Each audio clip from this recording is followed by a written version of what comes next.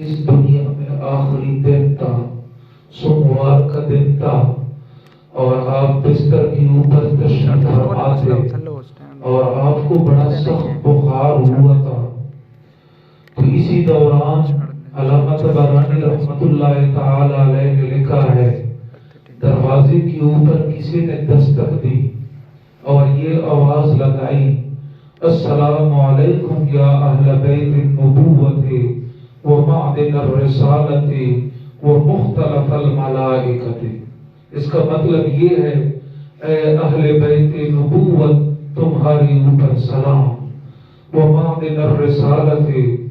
اور اے معدن رسالت، رسالت کے خزانے آپ پر سلام۔ اور یہ یاد رکھو، تمام انبیاء کرام کو اگر نبوت ملی ہے تو میرے اور آپ کے لجپال نبی کے صدقے ملی ہے۔ اس لیے معدن الرسالت ہے، رسالت کے معدن آپ پر سلام، وہ مختلف الملائکۃ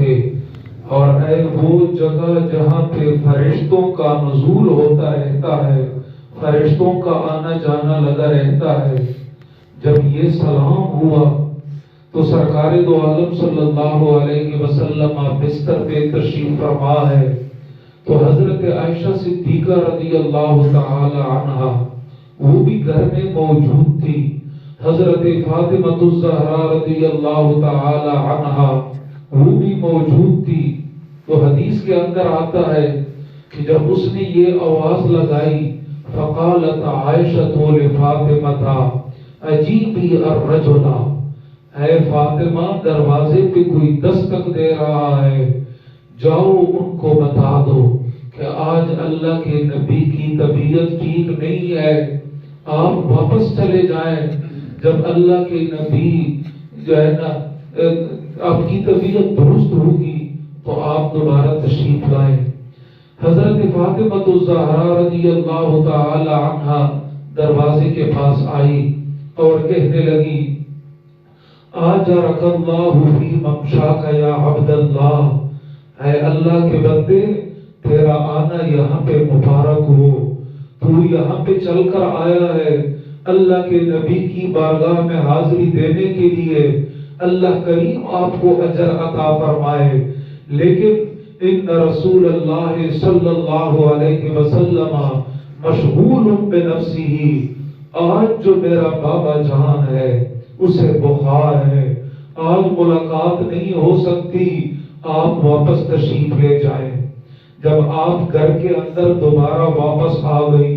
تو پھر آواز آ گئی، السلام علیکم یا اہل بیت النبوۃ ومعدن الرسالۃ ومختلف الملائکہ ادخل۔ یہ آواز لگانے کے بعد وہ کہنے لگے، کیا میں اندر آ سکتا ہوں؟ پھر حضرت عائشہ صدیقہ رضی اللہ تعالی عنہا فرمانے لگی، اے فاطمہ دروازے پہ جاؤ، وہی شخص تو ابھی تک کھڑا ہے، اجازت مانگ رہا ہے، آپ جا کر ان کو بتا دے اللہ کے نبی کی طبیعت ٹھیک نہیں ہے، آپ واپس تشریف لے جائیں، آپ کا یہاں پہ آنا مبارک ہو، لیکن آج ملاقات نہیں ہو سکتی۔ جب آپ دروازے کے پاس چلی گئی، انہیں بتا دیا، اب جب دوبارہ گھر میں آتی ہے، اپنے بابا جان کے قریب آتی ہے، تو تیسری مرتبہ دروازے کے اوپر کوئی دستک دے رہا ہے اور کہہ رہا ہے، السلام علیکم یا اہل بیت النبوۃ ومعدن الرسالۃ ومختلف الملائکۃ ادخل۔ اے اللہ کے نبی اگر اجازت ہو تو میں اندر آ سکتا ہوں۔ تو میرے نبی نے حضرت فاطمہ الزہرا رضی اللہ تعالی عنہا کو بلایا، اے فاطمہ امن بالباب، تجھے پتا ہے کہ دروازے پہ کون ہے؟ یہ جو دروازے پہ 3 مرتبہ دستک دی ہے، تو نے جا کر ان کو بتا بھی دیا، لیکن وہ دروازے پہ کھڑا ہے، اجازت مانگ رہا ہے۔ ایک روایت کے اندر آتا ہے، یا فاطمہ اتدرین من بالباب، ہے فاطمہ تجھے پتا ہے دروازے پہ کون دستک دے رہا ہے؟ تو آپ عرض کرنے لگی، یا رسول اللہ صلی اللہ علیہ وسلم مجھے تو پتہ نہیں ہے، 3 مرتبہ میں نے بتایا اللہ کے محبوب سے ملاقات نہیں ہو سکتی، آج آپ کو بخار ہے، آپ بول نہیں سکتے، آپ اٹھ نہیں سکتے، لیکن وہ دروازے پہ کھڑے ہیں، اجازت مانگ رہے ہیں۔ تو میرے نبی نے فرمایا اے فاطمہ میں آپ کو بتاتا ہوں یہ دروازے پہ کون کھڑا ہے۔ ہمارے معاشرے میں بعض ایسے لوگ بھی ہیں جو اس قسم کی باتیں کرتے ہیں کہ اللہ کے محبوب کو دروازے کے پیچھے کا علم نہیں ہے، دیوار کے پیچھے کا علم نہیں ہے، لیکن یہ حدیث ہمیں بتا رہی ہے اللہ کے محبوب کو علم ہوتا ہے، یہ علم میرے رب نے دیا ہے۔ ابھی آپ فرما رہے ہیں اے فاطمہ میں تجھے بتاؤں یہ دروازے پہ کون کھڑا ہے۔ آپ عرض کرنے لگی یا رسول اللہ صلی اللہ علیہ وسلم آپ ضرور ارشاد فرمائیں یہ دروازے پہ کون ہے۔ آپ نے فرمایا ھذا حازم اللذات، یہ جو آج دروازے پہ کھڑا ہے یہ دنیا کی لذتوں کو ختم کرنے والا ہے۔ ومفرق الجماعات، اے فاطمہ کان کھول کے سن لو، یہ جو دروازے پہ کھڑا ہے یہ جماعت کو متفرق کرنے والا ہے، گروہوں کو ختم کرنے والا ہے۔ ھذا مرمل الازواج، یہ جو دروازے پہ کھڑا ہے یہ عورتوں کو بیوہ بنانے والا ہے۔ وموتم الاولاد، یہ جو دروازے پہ کھڑا ہے یہ اولادوں کو یتیم بنانے والا ہے۔ ھذا مخرب الدور،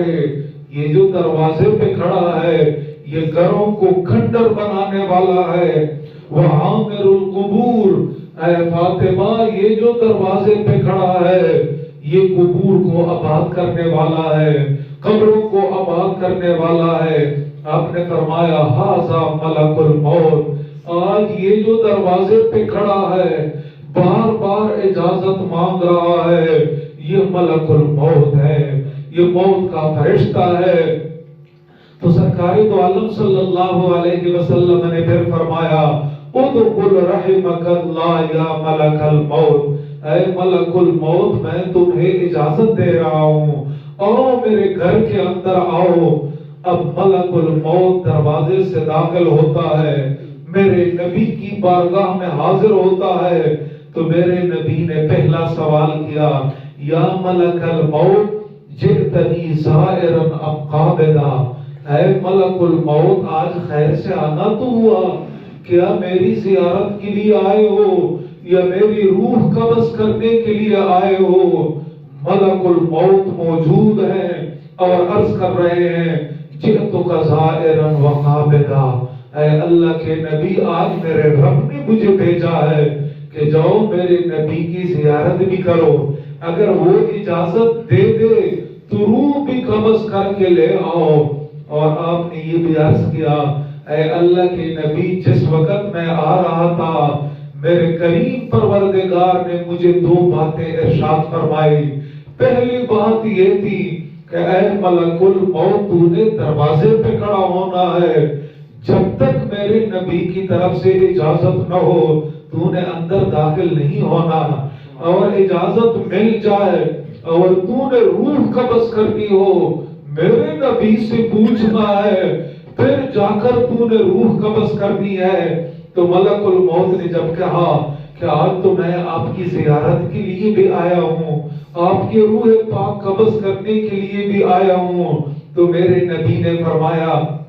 اے ملک الموت یہ تو بتاؤ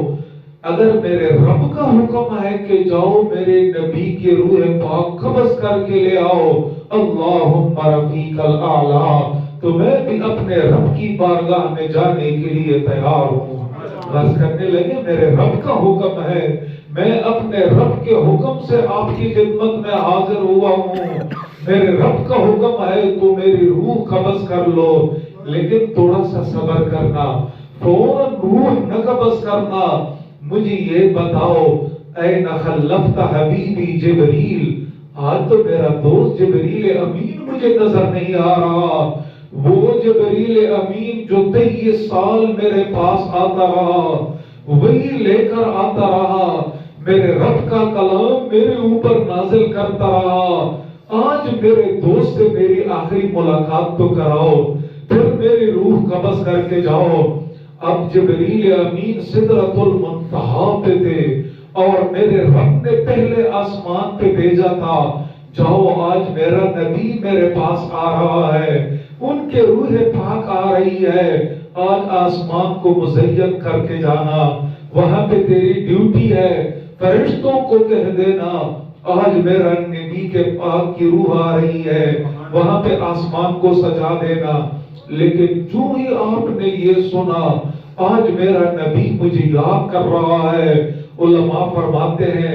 اسی آسمانی دنیا کو چھوڑ دیا، یعنی حدیث پاک کے اندر آتا ہے خلقتہ فی السماء الدنیا،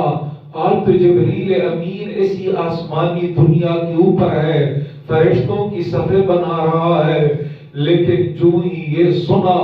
فوراً اسی آسمانی دنیا کو چھوڑ دیا، میرے پاک نبی کی بارگاہ میں حاضر ہوئے، اور میرے نبی نے فرمایا اے جبریل امین آپ کو پتا ہے آج میں دنیا سے جا رہا ہوں، لیکن مجھے کوئی خوشخبری تو سنا۔ حدیث پاک کے الفاظ ہے بشرنی، آج مجھے کوئی خوشخبری سنا،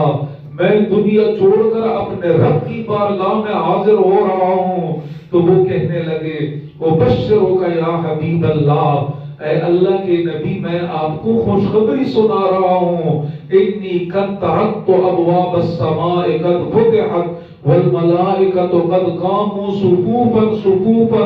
بالتحیۃ والریحان، اے اللہ کے نبی ابھی میں آسمان سے آپ کی خدمت میں حاضر ہو رہا ہوں، آج آسمانوں کے دروازے آپ کے لیے کھول دیے گئے ہیں، فرشتے صفوں میں کھڑے ہیں، آپ اپنے رب کی بارگاہ میں آپ کی روح پاک جائے گی، فرشتے قطاروں میں کھڑے ہیں اور آپ کا استقبال کر رہے ہیں۔ لیکن میرے نبی نے فرمایا بشرنی، اے یا جبریل، اے جبریل کوئی اور خوشخبری سنا۔ تو وہ کہنے لگے یا رسول اللہ صلی اللہ علیہ وسلم، آج تو آسمانوں کے دروازے بھی آپ کے لیے کھول دیے گئے ہیں، وَأَنَّ أَبْوَابَ الْجَنَانِ قَدْ فُتِحَتْ، جنتوں کے دروازے بھی آپ کے لیے کھول دیے گئے ہیں، وَأَنْهَارُهَا، اور جنت کی نہریں، قَدْ تَلْحَرَتْ وَأَشْجَارُهَا،